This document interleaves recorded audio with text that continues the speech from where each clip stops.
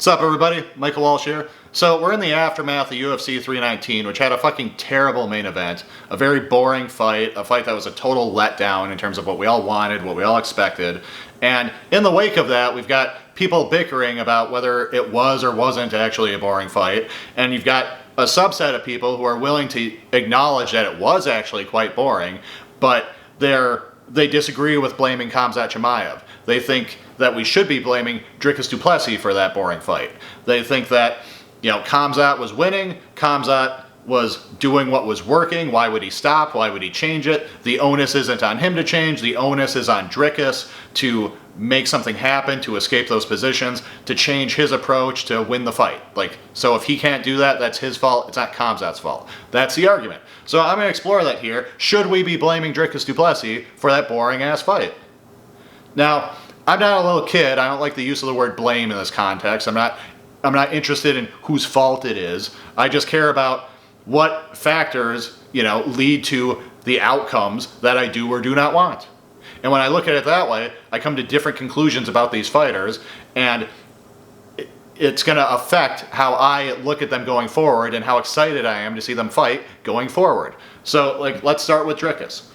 Yes, Dricus was exposed. To use Luke Thomas's terminology, he got audited. He was shown to have just a terrible bottom game. No guard retention, not just an inability to get out of the crucifix, an inability to get out of side control, just an inability to escape pinning positions at all. He's clearly just terrible off his back. He's very deficient. And that's from a guy who already looks sloppy and awkward and unconventional in every realm of the game, but we've learned that he's all the worse in bottom position. His bottom position is worse than his top position, is worse than his takedowns, is worse than his striking. It's the worst part of his game, and we saw that. And if you watch my prediction video, I picked Khamzat. I thought Khamzat would ultimately steamroll him. And I had mixed opinions about Dricus, because on the one hand, Dricus looks like this sloppy, exciting action fighter from the regional scene. He looks like a guy who is going to come to the UFC, maybe win a fight or two, but ultimately fizzle out and not even sniff a title shot.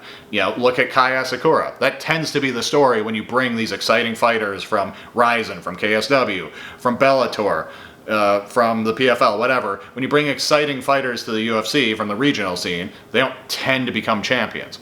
Dricus kind of broke the mold because he looked like a goofy, exciting, but ultimately very flawed fighter, and yet he not only won the belt, he defended it multiple times. Now, if you watch my video, I talk about how there's some fool's gold in that title reign, because whether it's Rob, whether it's Izzy, whether it's Strickland, all three of those guys were past their prime when he beat them, to one degree or another. And I think people are going to acknowledge that in hindsight, because people are going to have to go back and retcon how they view Dricus, because people were already talking about him being the middleweight GOAT, and I don't see anyone arguing that now. So we'll see how history reflects on him. But how much is it his fault that the fight was boring? Because it is true that if you want to win, the onus is on you to win. Khamzat was doing what he had to do to win. Dricus couldn't do what he wanted to do to win. That's true. It exposed Dricus's flaws. It exposed his lack of ability in certain aspects of the game. That's what we saw from him. But it did not expose Dricus as being a boring fighter. You see, and that's what's critical. Because Dricus wanted to have an exciting fight. Dricus wanted to get out of those positions. He was trying to escape. When it was on the feet, he was trying to hurt Khamzat. When he got on top briefly, he was trying to submit him. He was trying to make an exciting fight happen. He just wasn't able to. Okay, so it doesn't expose him for being boring. It just exposes him for being inadequate in terms of his technique, in terms of his ability. But with Khamzat, he got the fight that he wanted. He was in control. He was steering the ship, and he steered it into a boring fucking fight. He got what he wanted. He wanted it to stay that way. That's the difference. And yeah, if all you care about is winning, then that's fine. That's a good way to win. But if we're talking about whose fault it is that the fucking fight was boring, Khamzat is the one who got the fight that he wanted.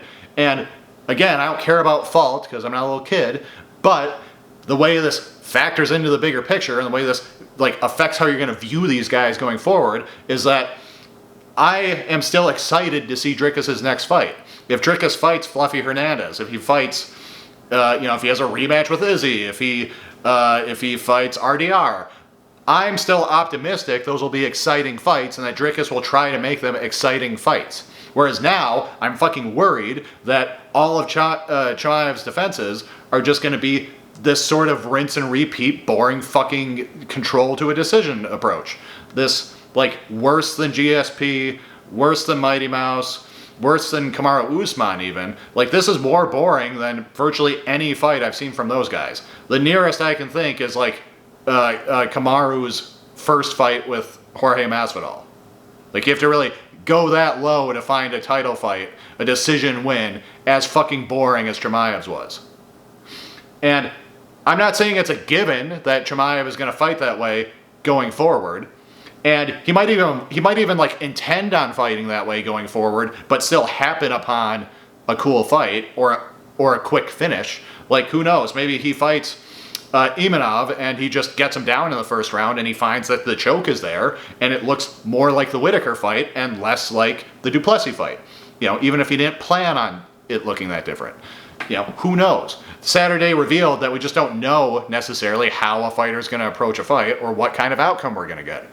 But as far as like what we're predicting, as far as what we're hopeful versus worried about seeing, I'm not worried about seeing Dricus in a boring fucking fight again. I'm worried about seeing Chimaev in a boring fucking fight again. And that's the difference.